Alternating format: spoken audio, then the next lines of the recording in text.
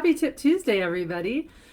Thanks so much for joining. And I've decided to do a little bit of a new thing for this month, anyways. I'm going to be helping you open up your intuitive gifts this month. So, this is going to be sort of an intuitive series. And I'm going to be walking through all of the different clairs and what they mean, as well as how you can practice to open up the space to be able to grow that particular clair, right? And so, first of all, I want to clear up any misconceptions, right? First of all, again, I say this all the time, everyone's intuitive, everybody. Yes, everyone. If you've ever had a bad feeling, a gut instinct, or if the hairs have gone up on the back of your neck, those are all intuitive messages. And when you learn how to open up this sense, it can really help your life in a lot of different ways. It's kind of like getting a roadmap from your higher self and your spirit guides to help you navigate your world, and making it just that much easier, right? Who doesn't want a map, right? So I have a couple of things that I want you to just bear in mind. First is that you may have a mental or an emotional or spiritual block into tapping into these gifts, right? You may have been taught growing up, if like maybe that it's witchcraft, it's voodoo, it's the devil's work, it's going to send you to hell, right? Or you may have been persecuted in a previous life for using these gifts, right? You were burned at the witch for being a witch, burned at the stake for being a witch. There we go. But all of this is energy and trauma that's still living within your energetic body, that you've carried into this lifetime. So I just want you to be aware of any kind of pre-existing beliefs on this topic. And if you need to heal some of these wounds, I suggest you go do the chakra clearing that's in the resource guide. If you're part of my membership group, go into the meditation vault. There's a bunch of intuition meditations that you can use. But for this group, I believe there's a chakra clearing that you can use. You can also watch the video typed, I believe it's called Intro to the Clairs. That's also in the resource document in here to get even more information on these intuitive senses and gifts. And so when you're practicing tuning into your intuition and opening up any of these senses, I want to make sure that you are grounded and that you're open to receiving, right? You need to stay on the ground, but you also need to be open to receiving the messages from the divine, your highest self, however you want to term it, right? I do an entire ritual every single morning to ensure that I am open and that I am ready for them to really deliver the messages and the guidance that I need every single day. Like I have a ritual. So when I light my candle, spirit's like, oh, we're on. It's time. It's time. She's here, right? I sit in the same exact spot every single day, right? I do a morning ritual of I clear my chakras every single morning. I send out energy healing and clearing to my family, as well as to Mother Earth and every single human on the planet and living organism that wants to receive the healing every single morning. And then when I'm done with that, I am open, right? I am open to all the messages. My spirit team knows that I am open. And you know what? When I go and I snuff out my candle, that means I'm done. I'm done, right? Because I don't want to be open all day to everybody's energy, right? I want to come in, I want to get my messages, and then I want to get out. Granted, when I have clients, I open myself back up and all of that. And I'm always open to those aha moments, to things that spirit really wants me to know. But I don't want to be wide open. I do not want to be a giant net just collecting the junk from the ocean, right? I want to be very prescriptive in the information that I receive. So I also have a free guide if you haven't already grabbed it. It's called Intuition in an Instant. It's available on my website. It's a free guide. If you go to radiantlivinghlc.com, you can grab the free guide, and it tells you kind of some step-by-step on how you can create kind of a morning ritual in order for you to be able to tap into your intuitive wisdom, right? I also want to remind you, intuition is a muscle. You have to use it every single day. In order to expand these gifts, it is a muscle. And not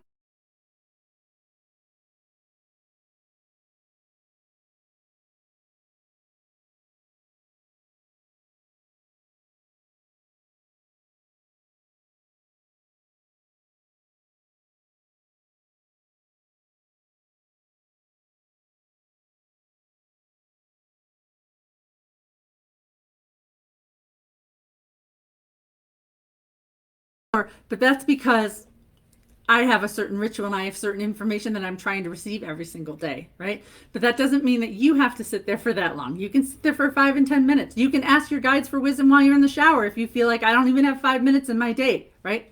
But being open and practicing for even 5 to 10 minutes every single day helps. It has taken me 5 years to get to where I am now. 5 years. And I receive new gifts like all the time, right? For instance, in the last year, I've started opening up to mediumship that I didn't have before. So now during some of my sessions, someone who's passed on will pop into a session with a client, and I'm like, oh, hey, there's someone here. It feels like a grandmother on your mother's side. Has she passed? Right. And I don't think I've ever received a no. That's not who you're talking to. Right. So, but as I have grown these gifts, then I'm like, oh, I have this new gift. How do I learn how to harness that energy? So then I take a class on Gina Stroll, she's an amazing energy healer. I took one of her classes on opening up to mediumship, right? So that I knew how to use the tools that I was receiving. So I just want you to know that the more you practice, the more gifts you have, right? The more proficient you become with these gifts. And then the last thing I want to remind you before we kind of hop into our tips on how you can open up your clairvoyance, which is clear seeing, I want you to know that your intuition is a personal thing. You get to choose what to do with it, right? You can use it as a tool to help you stay on course and understand how to get through life using the shortcuts that Spirit is giving to you. You don't have to become the psychic on the corner, right? You get to choose. You get to determine what to do with these gifts. So do not be afraid of judgment and condemnation. This group right here is a safe space for you to learn, to grow, to practice, to utilize these tools without any of that negativity. So remember, you get to choose what you want to do with it. So, because I know a lot of people are like, well, I don't want to be a psychic. Okay, you don't have to be a psychic. Use it for your own wisdom and guidance, right? It's going to help you it's like the easy button. It's going to help you. So now that I've said all that, let's dig into clairvoyance. Okay, so what is clairvoyance? Clairvoyance is a term that it's one of the intuitive sort of senses that you have, and it's clear seeing, right? This is the one that's kind of portrayed on TV a lot as like it's a psychic with the crystal ball, and she's like, I see, or they can see your future, right? A lot of it is seeing when they are talking, right? And this intuitive method, like I said, is kind of the most well-known. And clairvoyance in general, like often see images, visions, dreams. They have very vivid dreams, see things in very vivid color and symbols. And there's a bunch of different clairs. And like I said, each week I'm going to tap into one of the major 4 clairs that people generally have a dominant sort of experience with, because some people are dominant in seeing, some are more dominant in knowing, some are more dominant in feeling or hearing. So I'm offering this information and guidance so that you can grow any of those that maybe you want to grow. But usually you have one that's kind of dominant that you can start to build on and then grow from there. So some indicators that this is kind of your dominant clair is you have vivid dreams that are really easy to remember. You experience visions or dreams that later come true. You learn by seeing rather than hearing or doing. You often have conversations and see it almost like a movie. When you're talking to someone, you can almost like picture the vacation that they're telling you about, right? You also are exceptional at visualizing and utilizing your imagination. So some of the ways that we can strengthen this particular intuitive sense, if you will, again, visualization in your mind's eye, right? Picture familiar settings. Imagine yourself walking through the scene. Imagine seeing numbers. Change the font, right? So if you close your eyes and see the number 44, then you can change the color of that number, change the font of that color of that number, as well as you can flip through the different numbers, right? Visualize your goals and your intentions as if you're watching them like a movie, as if they're unfolding and you're just sitting back and you're watching them, and just visualize it all sort of coming to light. You can also utilize guided meditations. Guided meditations are amazing for people who are visual or clairvoyants, right? Visualizing that imagery in the meditation on full detail, like full resolution, and seeing all of the things that whoever is guiding you through that meditation in all of the colors and all of the scenery that they're describing. And you can see it clearly. But the more you practice, again, the more you have that ability to really grow that tool. You can also try focusing on your third eye, right, which is right here. And you can imagine that it's like a physical eye. And then you can kind of expand it and you can be like, okay, with this eye, I want to be able to see everything. So you kind of expand the energy of this eye out throughout your house, throughout your town, city, state, country, around all the way out to the universe, and just visualize that you can see every single atom, molecule, every single thing that exists in this universe in clear color. And so you can sort of visualize what comes up for you.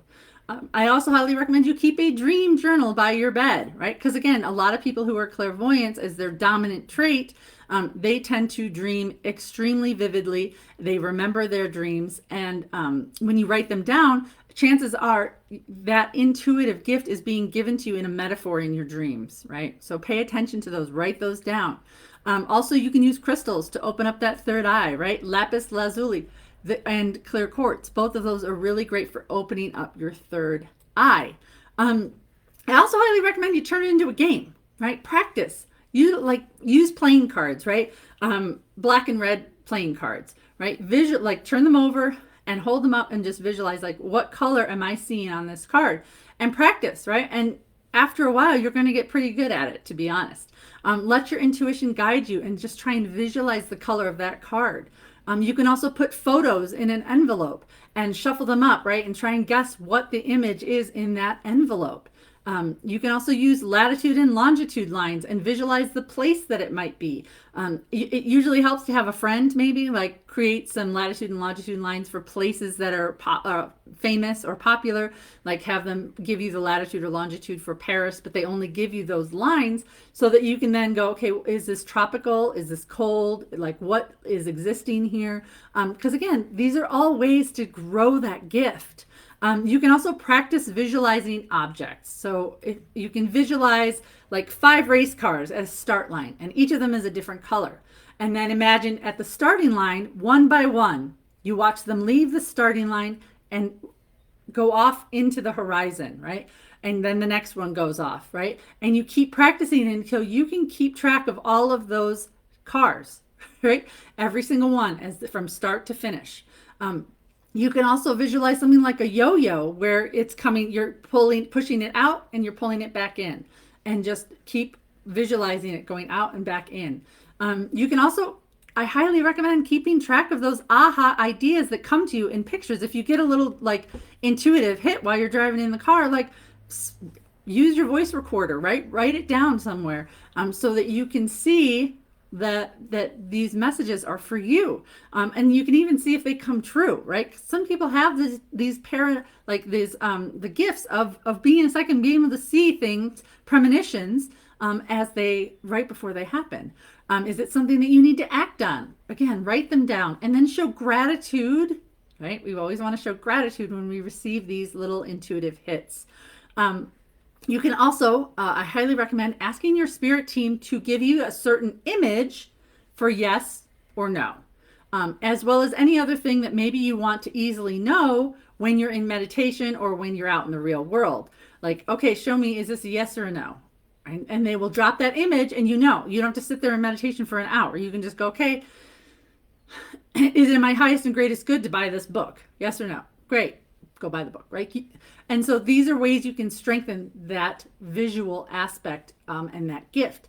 Mediums often use this when they to allow spirit to show them things to easily get the information without like having to sit there and have a long drawn out conversation with this person in spirit. So it may be when I see an image of someone snapping their fingers, that means that someone passed away really quickly, like through an accident or something, right? So again, when you ask your team to show you certain signs, it really does help you to receive the guidance that you need quickly and effectively.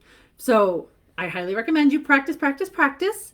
And I'm curious to know which ones, if you've tried it, let me know which ones you've tried or which ones you're going to try. Because again, every single week I'm going to be in here giving you guys guidance. Next week, we're going to talk about clairsentient. And then the week after that, we are going to talk about claircognizant. So clairsentient is clear feeling, claircognizant is clear knowing. And then I have to skip the last week of July because I'm going to be out of town. But then the first week of August, we're going to talk about clairaudience, which is clear hearing. So thank you guys all for watching Tip Tuesday. I love having you here. I love doing this for you. So again, drop me a comment. Let me know which one you're going to try.